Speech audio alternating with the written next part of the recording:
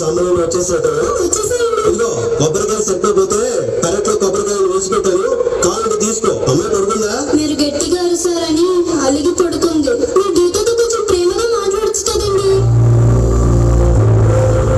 అంటే నీ ఉద్దేశం నా కూతురు మీద నాకు ప్రేమ లేదనా? అనగలుగుతూనే వస్తుందిరా మాట. నువ్వు నా కూతురు మీద ప్రేమ ఉంది కాబట్టే కదా మన ఊళ్ళో పడున్నా సరే దానికి స్పోర్ట్స్ అంటే ఇష్టం అని చెప్పి పక్క ఊళ్ళో స్పోర్ట్స్ ఉన్న బడిలో జాయిన్ చేశాను. ప్రయాణం చేసి అలసిపోద్ది కదా అని స్వయంగా నేనే కాలేజీకి తీసుకెళ్లి ఇంటికి తీసుకొచ్చేవాడిని. ఎందుకు? కూతురు పక్కన తండ్రి ఉంటే ధైర్యం వేరు వస్తుందిరా. తను చిన్నప్పుడు నేను తగ్గితే దగ్గరికి వచ్చి నాన్న నేను పెద్ద అయ్యాక డాక్టర్ని అవుతాను, మీ అందరికి నేనే ట్రీట్మెంట్ చేస్తాననేది. డాక్టర్ అవడం దాన్ని కల వస్తుందిరా, దాన్ని నెరవేర్చడం నా కల.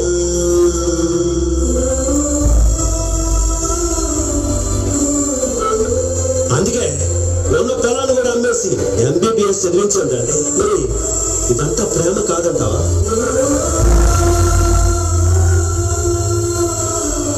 అది కావాలంటే నా ప్రాణం కూడా ఇచ్చేస్తాను వస్తుందిరా. నాకు పుట్టింది కూతురు కాదు వస్తుందిరా, మా అమ్మ. అమ్మ స్థానంలో కూతురు వచ్చిందంటే ఆ ప్రేమ ఇంకెంత ఉంటుంది? నువ్వు అనుకుంటావు కదా ఎందుకంటే ఇన్ని సంబంధాలు వచ్చినా ఏరుకొని ఇదే సంబంధం దంచుకుంటారు అని. నా కూతురుకు వచ్చిన మొగుడు కడుపు నుండి అన్నం పెడితే సరిపోదు వస్తుందిరా. జీవితాంతో కంటికి రెప్ప చూసుకునే మొగుడు కావాలి.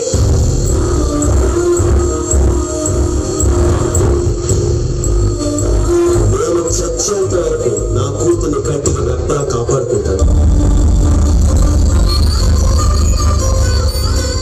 ఎందుకు నడుస్తున్నావు? ధైర్యంగా ఆకాశం అన్నం పెట్టు.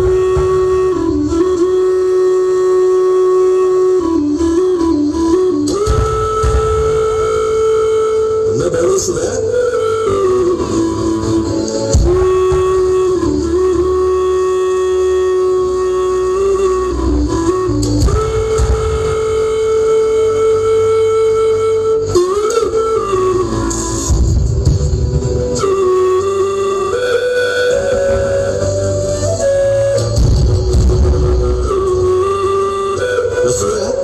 పాపకు కావాల్సిన బట్టలు సర్దేసినట్టే కదా, వీలుంటే నీ బంగారం కూడా పెట్టి.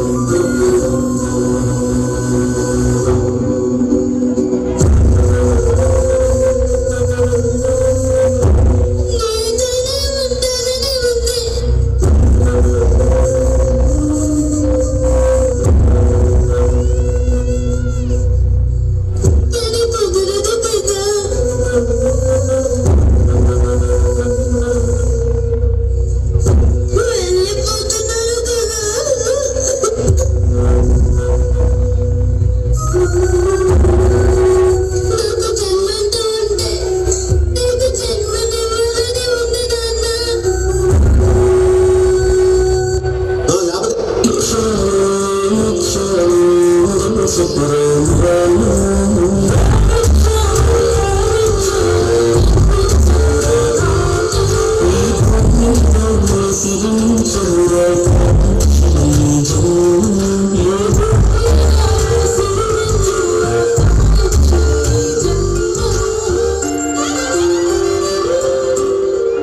కెమెరామెన్లతో పని లేకుండా సెల్ ఫోన్లో సెల్ఫీలు తీసుకునే రేంజ్లో ఉన్నాయి.